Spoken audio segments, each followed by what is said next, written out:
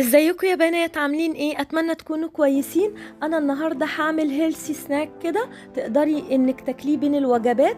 المكونات بتاعته: هتجيبي زبادي غني بخمائر البروبيوتيك، ده طبعا معروفه انها من الخمائر المفيده، هتريح جهازك الهضمي جدا لانها بتعمل توازن ما بين الخمائر الضاره والخمائر النافعه اللي في المعده.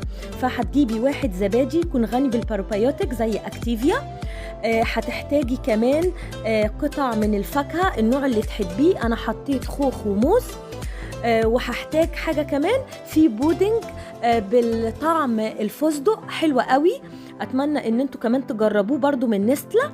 هتحطي طبقة من زبادي البروبيوتيك زي ما انتوا شايفين. هضيف معلقة من الشيا،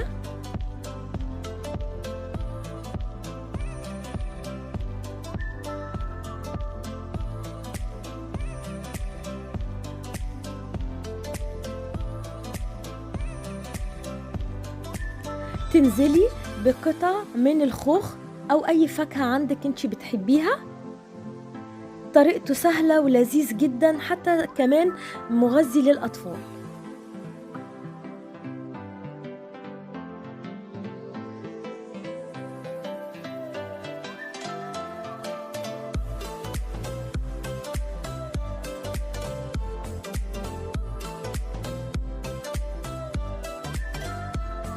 هنزل بقى ببودنج نستلا بطعم الفستق،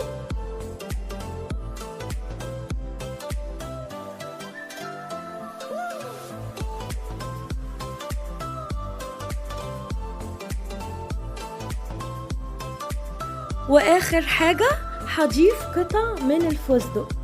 والف هنا، اتمنى ان يعجبكم فيديو النهاردة. ما تنسوش تشيروا الفيديو، تعملوا لايك، تفعلوا زر الجرس والاشتراك يا ريت في القناة عشان يصلكم كل جديد من فيديوهاتي. باي باي.